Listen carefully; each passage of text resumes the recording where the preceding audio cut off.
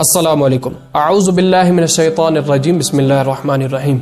دوستو، آج کے اس ویڈیو میں میں آپ کو ایسے اعمال بتانے والا ہوں جس کا ثواب حج و عمرے کے برابر ہے۔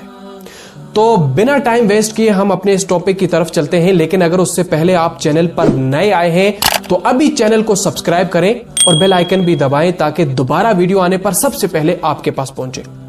تو چلیں چلتے ہیں اپنے اس ٹاپک کی طرف۔ اللہ تعالیٰ کے بہت سے ایسے بندے ہیں جنہیں بیت اللہ کا سفر کرنے کی توفیق مل جاتی ہے، تو وہ بڑے خوش نصیب لوگ ہیں۔ تاہم بعض کچھ ایسے لوگ بھی ہیں جو رات و دن زیارت حرمین کی تمنا کرتے ہیں، روتے ہیں، رب سے دعائیں کرتے ہیں اور کچھ پیسے بھی جمع کر لیتے ہیں اور دیگر اسباب بھی اپنانے کی کوشش کرتے ہیں، مگر رب کی مرضی کے سامنے کسی کی مرضی نہیں چلتی۔ جسے اللہ کے گھر سے بلاوا آتا ہے وہی اس کے گھر کا دیدار کر سکتا ہے۔ پیسے ہوتے ہوئے بھی انسان اللہ کی مرضی کے سامنے بے بس و لاچار ہے۔ بعض لوگوں کو غربت و افلاس کی بنا پر حج بیت اللہ اور زیارت مسجد نبوی نصیب نہیں ہوتی، تو بعض فقراء و مساکین احساس قحطی میں مبتلا ہو جاتے ہیں کہ آج اگر اللہ نے ہمیں دولت دی ہوتی تو ہم بھی حج کرتے، ہمیں بھی لوگ حاجی بولتے، ہمارا بھی نام ہوتا۔ تو ایسے لوگوں کو میں یہ نصیحت کرنا چاہتا ہوں کہ حج کرنا شہرت اور نام کمانے کا ذریعہ نہیں ہے۔ اگر مالدار بھی شہرت اور نام کمانے کے لیے حج کرتا ہے تو اس سے بہتر تھا کہ وہ غریب ہوتا اور اسے حج کرنے کی توفیق نہیں ملتی، کیونکہ عبادت میں شہرت اور نام کمانا اعمال کی بربادی کا ذریعہ ہے اور جہنم میں لے جانے کا سبب ہے۔ ہاں، جو لوگ اللہ تعالیٰ کی رضا کے لیے حج کرتے ہیں، اس کی خوشنودی کے لیے حج کرتے ہیں، تو وہ اللہ تعالیٰ کے محبوب بندے ہیں، محبوب لوگ ہیں۔ اسی طرح جو مسکین غریب لوگ اللہ تعالیٰ کی رضا، اللہ تعالیٰ کی خوشنودی کے لیے حج کرنا چاہتے ہیں مگر غربت و افلاس کی وجہ سے ان کی یہ آرزو پوری نہیں ہو سکتی، تو ایسے لوگوں کو بھی اللہ کی رحمت سے مایوس نہیں ہونا چاہیے۔ اللہ تعالیٰ نے اپنے بندوں کو مایوسی سے منع فرمایا ہے۔ اس احکم الحاکمین نے کسی کے ساتھ زیادتی نہیں کی ہے۔ حج کے معاملے میں بھی اس رب العالمین نے سب کے ساتھ انصاف کیا ہے۔ اگر اللہ تعالیٰ نے کسی کو مال سے نوازا ہے، کسی کو مالدار بنایا ہے، تو کل قیامت کے دن اس سے پوچھا جائے گا کہ تو نے مال کہاں سے کمایا، کہاں سے لایا اور کہاں خرچ کیا، اور یہ بہت ہی کٹھن اور مشکل سوال ہوگا۔ اور جن لوگوں کو زیادہ مال نہیں ہے تو انہیں آخرت میں آسانی ہی آسانی ہے۔ تو آئیے دیکھتے ہیں کہ رب العالمین نے حج کے معاملے میں سب کے ساتھ انصاف کیسے کیا ہے۔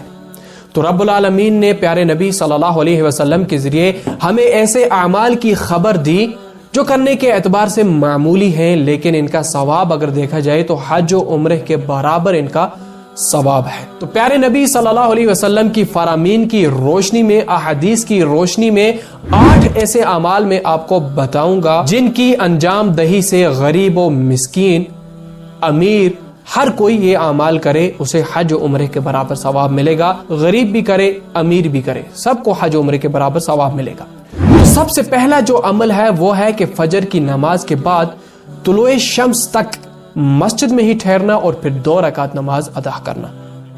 آئیے حدیث دیکھتے ہیں۔ انس بن مالک رضی اللہ تعالی عنہ روایت کرتے ہیں کہ پیارے نبی صلی اللہ علیہ وسلم نے فرمایا، جو شخص فجر کی نماز باجماعت پڑھے اور اس کے بعد اللہ تعالیٰ کے ذکر میں مشغول رہے یہاں تک کہ سورج طلوع ہو جائے، سورج نکل آئے، اور پھر اس کے بعد 2 رکعت نماز ادا کرے جسے ہم چاشت کی نماز کہتے ہیں، نفل نماز، 2 رکعت نماز ادا کرے تو اسے مکمل حج و عمرے کے برابر ثواب ملے گا۔ یہی حدیث الفاظ کی معمولی تبدیلی کے ساتھ اس طرح بھی آئی ہے کہ جو شخص باجماعت نماز پڑھے فجر کی نماز، اس کے بعد ٹھہرا رہے یہاں تک کہ چاشت کی نماز کا وقت آ جائے اور وہ چاشت کی نماز پڑھے، تو اسے عمرہ کرنے والے اور حج کرنے والے کے برابر ثواب ملے گا، یعنی کہ مکمل حج و عمرے کے برابر ثواب ملے گا۔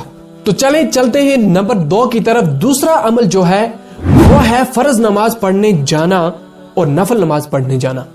آئیے حدیث دیکھتے ہیں۔ ابو امامہ رضی اللہ تعالی عنہ روایت کرتے ہیں کہ پیارے نبی صلی اللہ علیہ وسلم نے فرمایا، جو شخص گھر سے مسجد کی طرف نکلے فرض نماز پڑھنے کے لیے، یعنی کہ اذان ہوئی اور وضو کیا، مسجد کی طرف نکل گیا، تو اسے حج کرنے کے برابر ثواب ملے گا۔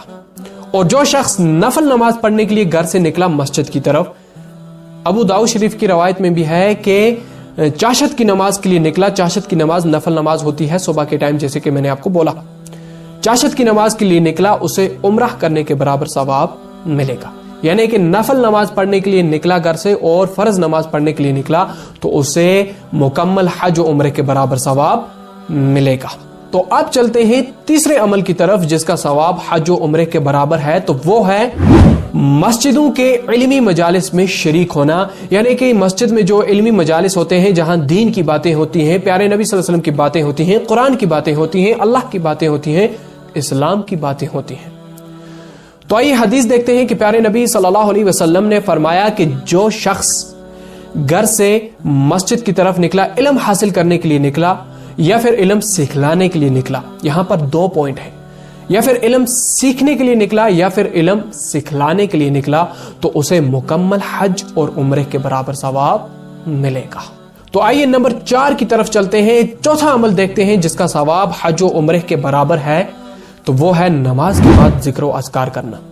हदीस देखते हैं कि हजरत अबू हुरैरा रदियल्लाहु ताला अन्हु से रवायत है कि प्यारे नबी सल्लल्लाहु अलैहि वसल्लम के पास कुछ मिस्कीन लोग आए और बोले कि प्यारे नबी सल्लल्लाहु अलैहि वसल्लम, माल वाले तो बुलंद मुकाम और जन्नत ले गए, वो हमारी ही तरह नमाज पढ़ते हैं, रोजा रखते हैं, माल की वजह से उन पर फजीलत है, माल की वजह से वो हज करते हैं, उम्रह करते हैं, सदका देते हैं, ज़कात देते हैं।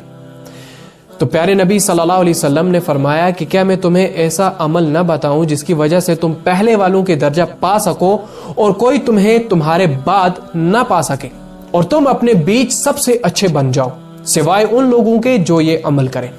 यानी कि ये जो अमल तुम करोगे तो इसकी वजह से तुम्हारा दर्जा सबसे बुलंद रहेगा। तो वो अमल है कि हर नमाज के बाद 33 बार सुभान अल्लाह और 33 बार अल्हम्दुलिल्लाह और 33 बार अल्लाहु अकबर कहो।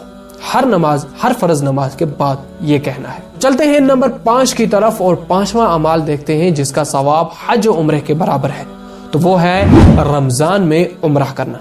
रमजान में उम्रह करना हज करने के बराबर है, यानी कि हज के बराबर सवाब मिलता है।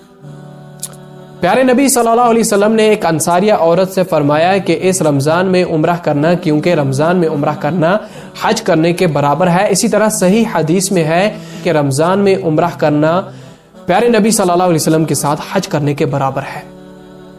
इसी तरह सही इब्ने खुज़ैमा और अबू दाऊद वगैरह में भी रवायत है कि एक औरत ने अपने शौहर से रसूल सल्लल्लाहु अलैहि वसल्लम के साथ हज कराने की मांग की।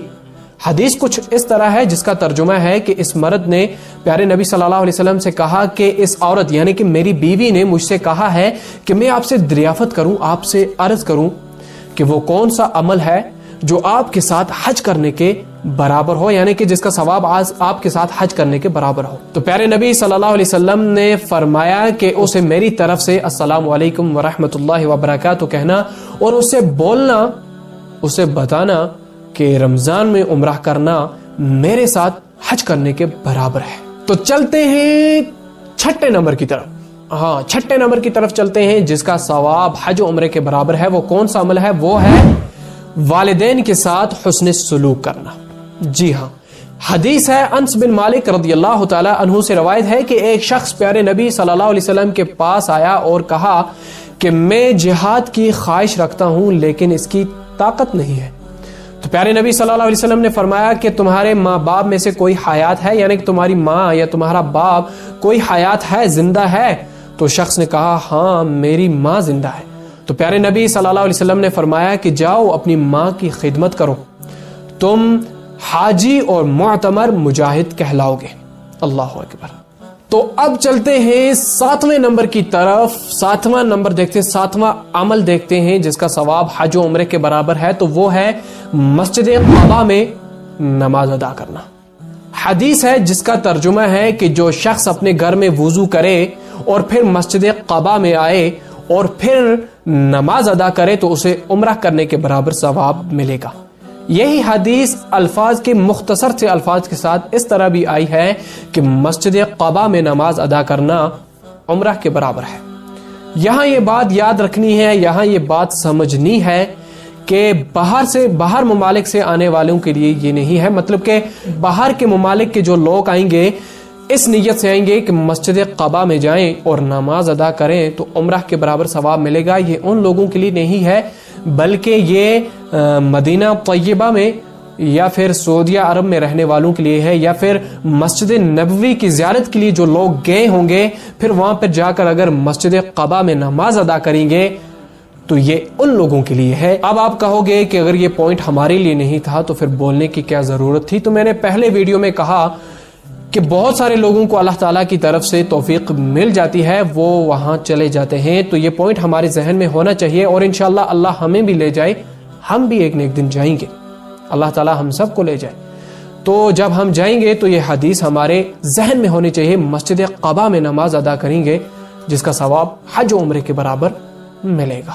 تو چلتے ہیں آخری نمبر کی طرف، آخری عمل دیکھتے ہیں جس کا ثواب حج و عمرے کے برابر ہے، یعنی کہ 8واں عمل وہ ہے حاجی کا سامان سفر تیار کرنا یا پھر اس کے گھر والوں کی خیر گیری کرنا، خیر طلب کرنا۔ آئیے حدیث دیکھتے ہیں۔ پیارے نبی صلی اللہ علیہ وسلم نے فرمایا کہ جو شخص مجاہد کا سامان سفر تیار کرتا ہے یا پھر حاجی کا سامان سفر تیار کرتا ہے یا حاجی کے گھر والوں کی خیر گیری کرتا ہے یا پھر روزے دار کو افطار کرواتا ہے، 4 باتیں ہیں اس حدیث میں، تو ان 4 باتوں میں سے یعنی کہ حاجی کا سفر سامان تیار کرے یا پھر مجاہد کا سفر سامان تیار کرے، مجاہد جو جہاد کرنے کے لیے جا رہا ہو اور اس کا سامان تیار کرے، یا پھر حاجی جو حج کرنے جا رہا ہو اس کا سامان تیار کرے، یا پھر اس کے گھر والوں کی خیر گیری کرے، یا پھر جو روزے دار ہو اور اسے افطار کروائے، تو اس کا ثواب کیا ہے؟ اس کا ثواب ہے کہ جو ثواب انہیں ملے گا وہی ثواب اس شخص کو بھی ملے گا۔ حاجی کا ثواب اس شخص کو ملے گا، مجاہد کا ثواب اس شخص کو ملے گا، روزے دار کا ثواب اس شخص کو ملے گا۔ اللہ اکبر، کتنا آسان ہے، امیر و غریب سب کر سکتے ہیں ایسے اعمال۔ تو یہ جو 8 باتیں میں آپ کو بتائی، 8 اعمال جو میں نے آپ کو بتائے، یہ صحیح حدیث سے نکالے ہوئے ہیں، صحیح حدیث کے مطابق میں نے آپ کو بتائے ہیں، اس پر عمل کر سکتے ہو اور اللہ تعالیٰ سے حج و عمرے کے ثواب کے امیدوار بھی ہو سکتے ہو۔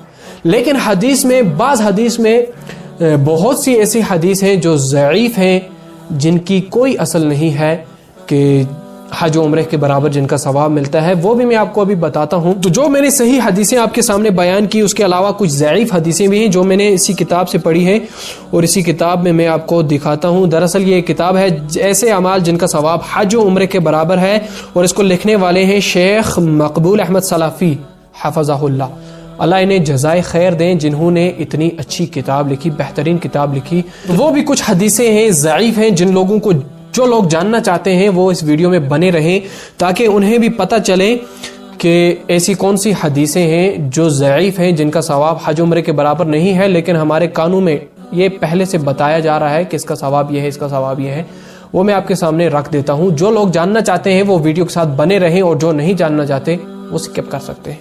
تو یہ جانتے ہیں کچھ حدیثیں ہیں، مثلا جمعہ والی مسجد میں فرض پڑھنا، حج اور نفل پڑھنا حج مقبول ہے، یعنی کہ حج مقبول کا ثواب ہے۔ مسجد نبوی میں نماز ادا کرنا حج کے برابر ہے، ماں کی قبر کی زیارت کرنا عمرہ کے برابر ہے، رمضان میں 10 دنوں کا اعتکاف 2 حج اور 2 عمرہ کے برابر ہے، جس نے مسجد کو صاف کیا اسے 400 حج کا ثواب ہے، جو صبح و شام 100 مرتبہ تسبیح بیان کرے اسے 100 حج کا ثواب ہے، جو اپنے بھائی کی مدد کرے اس کے لیے حج و عمرے کا ثواب ہے، جس نے فجر کی نماز جماعت سے پڑھی گویا اس نے آدم علیہ السلام کے ساتھ 50 دفعہ حج کیا۔ عرفہ کے دن جمعہ ہونا 70 حج سے افضل ہے، پیدل والوں کے لیے 70 حج اور سوار کے لیے 30 حج کا ثواب ہے، اللہ کی راہ میں 1 لمحہ 50 یا 70 حج سے افضل ہے، اہل بیت کی قبروں کی زیارت کا ثواب 70 حج کے برابر ہے، والدین کے چہرے کی طرف نظر رحمت سے دیکھنا حج مقبول کے برابر ہے، یعنی کہ حج مقبول کا ثواب ملتا ہے، سورہ حج کی تلاوت حاجیوں کی تعداد کے برابر ثواب ہے،